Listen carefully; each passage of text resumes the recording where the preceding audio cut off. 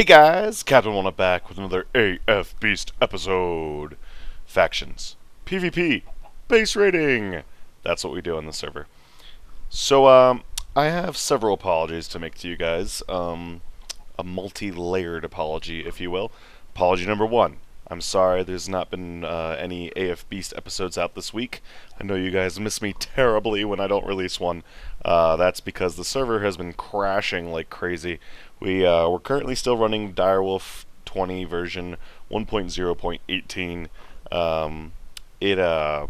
We tried to update to version 19 and version 20, and the server crashed both times due to some Tinker's Constructs issues, and I think it's because there was a error with items bouncing back and forth in item ducts.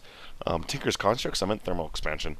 Item ducts, and I think it has something to do with the items bouncing into an overstuffed inventory.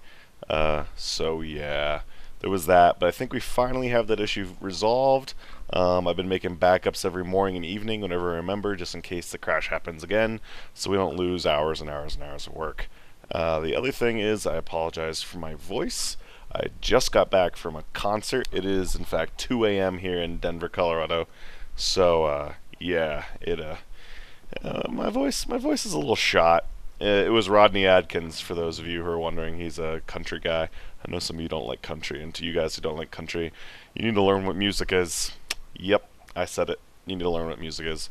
Number three, I am also sorry if you can hear the air conditioning in the background, because again, even though it's only 4/12, that date, Denver decided tonight was the night to be a very warm night. So I'm sitting fairly close to the window unit, my little window box AC, which I built a window all by myself for a year ago, and it still works perfectly. And yeah. And then I guess apology number four. Apology I wasn't even going to make an extra apology for you. Is that I'm not going to be able to make very many videos or not put them out very frequently until a little bit into June, because my thesis is ramping up. If you didn't know, I'm getting a master's thesis in electrical engineering, and I've got to do a lot of work in between now and my defense. So yeah, I'm not going to be able to spend much time on playing video games, unfortunately. So yeah. But anyway, let's launch into this episode. So as you might see up over there, there's some essence berry bushes, and I decided to get some essence berries because I'm tired of having Blaze as my only source of fans. You're still pushing me around. Man, I can't wait till we update so I can turn the fans on and off with redstone. Yeah, but I need to find some time in order to research all the issues to make sure that we can update. Chickens! Die! Die with your own eggs! Anyway, yeah, so I have to make sure that all the issues are worked out before we update the server, because I don't really feel like rolling back again if we have an error. Anyway, yeah, so I think between the two of them, so yeah, I got a whole bunch over there, that's a full square. Then over here we got a whole bunch, and that doesn't look right, does it? Anyway, yeah, so I'm filling out that square too.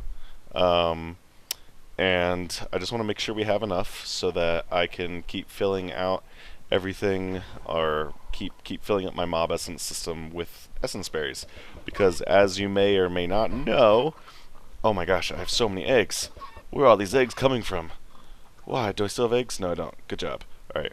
As you may or may not know, you can use a harvester to grab the eggs, or not the eggs, I was just shooting those. Grab the essence berry bushes, and or the essence berries. Another egg! Oh my gosh! And then you can use an autonomous activator, set to right-click mode. Boop. Set to right-click mode. Oh boy, the fans! Not the fans! Ah! If I could click on it. Let me click on it. There we go. Yeah, see, set to right-click mode. Round robin. What it does whenever an essence berry gets in there, it right-clicks, turns it into XP orbs. That drops down here. And the ooh, there's a chicken in here? No, he's not. Okay. The sewer that I had there from last episode sucks up that essence, or the XP orb, and turns it into mob essence, which is perfect. And yes, this is just like I had last time. I've got my drawbridges all set up. to push clear glass out here into the middle to make it look cool. Also, and additionally, I have tons and tons and tons of auto spawners. These two are Blizz. This one is a Dryad. You can guess what that's for. This one is the regular skeleton. Ah, those iron golems, man. They hurt so much when they hit you. Regular skeleton, wither skeleton, witch, then 2 blazes. So I have 2 blazes so I can make sure that I get plenty of XP. I think I talked about that before. Yes, actually we can jump down here and see that, can't we? You can sort of see I have some fans set up around the outside here, so any of those little XP orbs that drop from the autonomous activators can get pushed off of the staircase and then out to where they belong. Here's those automatic harvesters that pull out. Oh, look, there's one. Up, and then it disappears because it turns into XP. Yeah, so those harvesters that pull the essence berries with the resonant energy cells. What else we got going on down here? How do I get out? Oh, yeah, this is what else I wanted to show you. I have some bundled cable coming up from downstairs. I have 2 of them coming up, in fact, and then 1 of them coming out of the middle. You might be able to kind of tell. If I look over there, you can sort of see that there's 3 of them. Maybe I can go up here. Yay! So here's one going through the middle. That's the one that controls all of these different ones. And then I have 2 coming from all the way from the basement. One of them is for the blazing pyrithium levels. So I have a computer that outputs different, turns on and off the different colors depending on how full the 2 different tanks are of blazing pyrithium. And then I have the same thing going on for the mob essence. So I have different colors turn on and off depending on how full I am of mob essence. That was a hard word. So that I can turn on and off these different mob spawners intelligently so that I'm not just wasting power and or mob essence. Yeah. And then I've also set up one of those supercomputers, those molecular assemblers for applied energistics system. I think I have 9 pages. Yep, 9 pages of whatchamacallits here of assemblies, of recipes, of something in there so that I can use it. Yeah, what else have I done? Again, since the server was crashing so much, I wasn't doing tons of like huge projects. I was just doing a lot of little things so that if I had to roll the server back, I didn't lose tons and tons of stuff. Here's something how I'm planning on turning on and off the different mob systems. Each and every one will have 2 different levers in front of it, and this would be the output from the logic system that would determine if the mob system should be on or off. And of course, we'll be getting into building this later in the episode. But yeah, so here this would be like the computer is turning on and off. Let's actually fly up so we can see a little better. This right here is the output. This is what goes to the mob spawner, the auto spawner.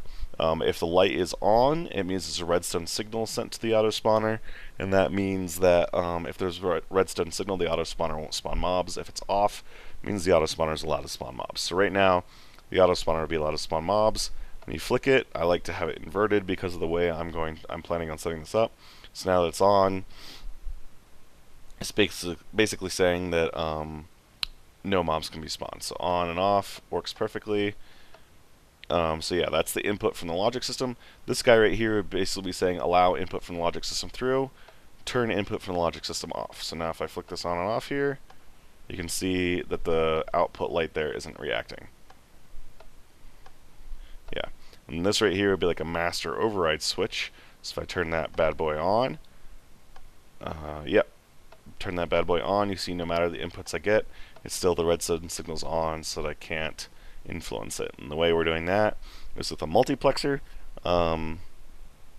Basically, what happens if I turn that on? Yeah, it doesn't matter. Okay. The multiplexer is basically you get input A, and here's a buffer. That output goes to all 3 sides of the buffer.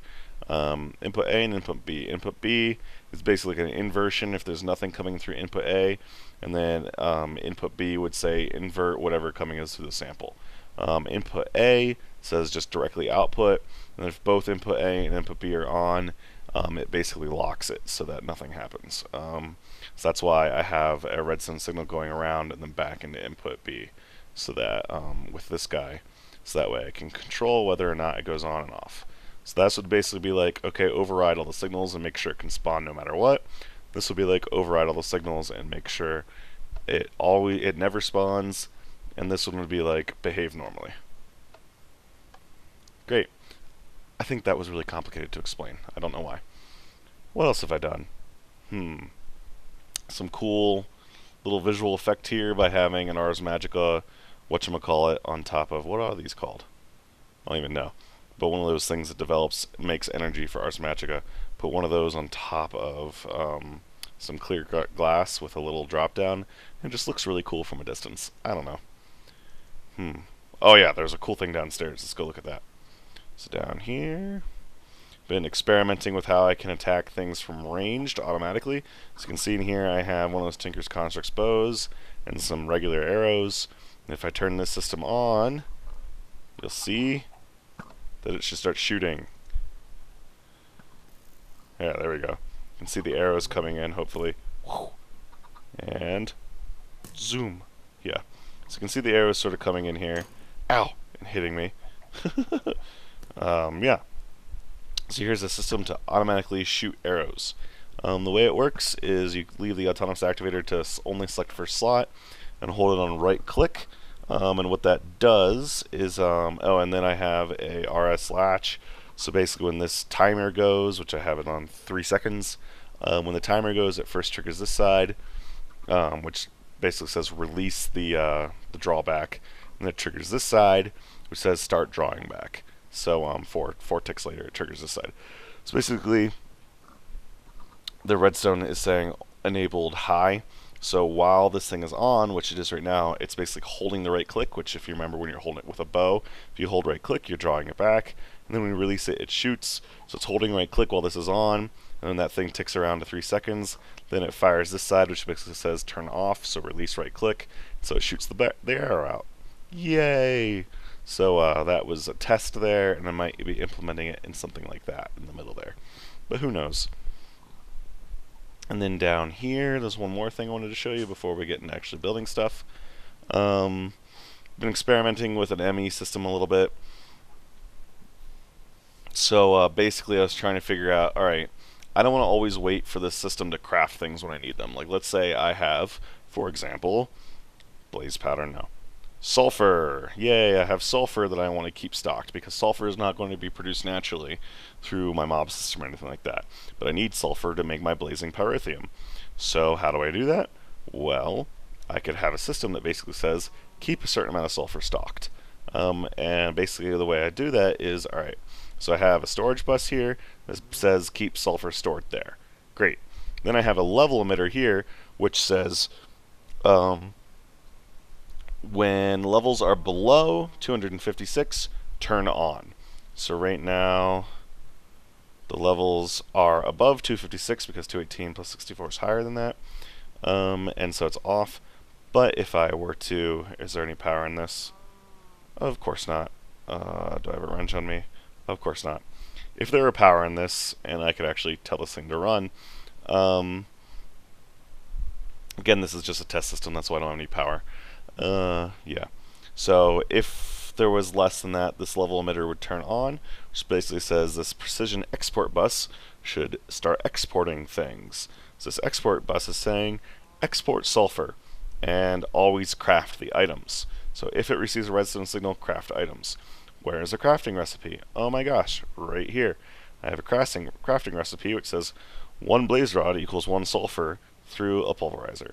So that's not exactly true, but it effectively works. And then the output's set to here, to this iron chest. And then basically I have a precision import bus, which imports stack all the time, doesn't care if there's anything in here. So exports here, immediately gets imported into the system, so it gets put right back into there, and that's how it works. The same thing going on over here with blaze powder. If there's less than 512 blaze powder, go ahead and start making it. So the same thing here, saying craft it. Right here I have 1 blaze rod equals 4 blaze powder, because that's what actually happens when you pulverize a blaze rod. And then I decided that this system, while it's logical and convenient and makes perfect sense, it's not actually compact in any way. So here I came up with a way to display what's going on. So I could put every single thing that's being crafted, like I'm basically saying keep a certain size inventory in stock, put those in the item frames, and then behind it is a export bus, which is the exact same thing we talked about earlier. The export bus would be in always craft items like that, and then it'd always be active with signal, and then you'd have the item, the ME level emitter. So if it was below a certain amount, you'd do it there. So yeah, and then you just hook that up to your ME system. You have the precision import bus. You might even want to add, what's it called? The storage bus with nothing, it's not even set to import or export anything on the storage bus, just so that the system instantaneously updates that you have a certain item in the system's inventory, because it's not going to update instantaneously with an import bus. And the only reason you want to do that is if you have an item that's really expensive, like a Lapotron crystal or something like that, being told to automatically craft. So maybe you'd say, always keep 12 Lapotron crystals crafted at all times, just so I can use them in certain things like MFSUs, that's what I mean, or quantum energy suits or anything like that. So yeah, so that's a system to sort of have your AE system or your ME system keep a certain amount of quantity of things on hand. And there we go. What else down here? Oh, these are the computers which will output based on levels. Oh, look at this. Yay, I'm nearly full there. That's awesome. Yeah, these computers will output based on the levels that are of the tank in there. All I have to do is I have a valve behind the computer. Oh, look at that. That was convenient. If I look away, if I look towards, if I look away, look towards, look away. Yay. There's a valve behind the computer, so the computer can look inside the tank and see what it is. That's using open peripherals. I'll get into that later, I guess. Again, using open peripherals, I have a cool thing over here where I was just simulating villager deaths with just melting emeralds down. But yeah, so if I have this guy over here, let's just pump all of the emeralds out of this tank back into our this guy right here. So you can see the emeralds are going up and up and up. 31. Awesome. Okay, and now it's empty, so let's go ahead and turn it off. Okay. So we have a thing full of emeralds. It's only one layer tall. I have stone bricks around the rest of it just to keep it high enough so that if villagers were to die in there, they would die the way you expect. And then I could have an open peripherals thing. Let's see what programs I have on here so I remember what they are. Programs. Test 1, that's probably what it's called. Test 1. So run test 1. Basically it's saying how full is it. So right now it was 100% full, and you can see it's draining down. That's because it detected it was above my threshold, which is 30%, and starts outputting. And you can see the redstone just turned off. So that means it's under 30%. There we go, look at that. It's under 30%, so it went down 33, 25.8, and then 25.4. I'm just going to keep running at 25.4 for forever, unless I turn this bad boy back on. You'll be able to see this is going up, and it's going to oscillate above and below 30%. Actually, it might hold steady. No, it's going to slowly drain. I don't know why it's slowly draining, but you'd think because both of these valves are the same size, it would turn on and off. But yeah. So you can see it just went off and then went on again and went off again. Yeah, so that's pretty cool. I'm probably going to release a tutorial on how to figure out open peripheral stuff. Oh my gosh, I'm starving. Give me food. Whee! Go up. Every single episode I try to get everything that's irrelevant out of my inventory so I don't have to worry about it. Let's eat some steak. 9. Yeah. So I don't have to worry about clogging my inventory if I decide to build a project on camera or something like that. So yeah, this is sort of my dump stuff in here chest. Okay. Alright, well I guess that's all I really wanted to cover. The next thing I'm going to work on is this over here. I'm going to start building up the logic for all these things so that I can get, you know, all these mob systems or all these mob spawners turning on and off automatically the way I want them to. So I'm going to get work on that and I'll be back with you. Well, never mind, guys. I just checked the time and it looks like I've already been recording for for 20 minutes. So, oh, I was really hoping these pigs would walk in front of the arrow thing and get shot. Oh darn. Oh well. Yeah, I've already been recording for 20 minutes. Man, I didn't know I was talking so much. So it doesn't look like we're going to get to building this episode. So it does look like you guys get one more episode out of me this week, at least one more. Yeah. Okay. Great. Well, thank you guys very much for watching, and I shall talk to you next time. Ha ha ha. Bye bye.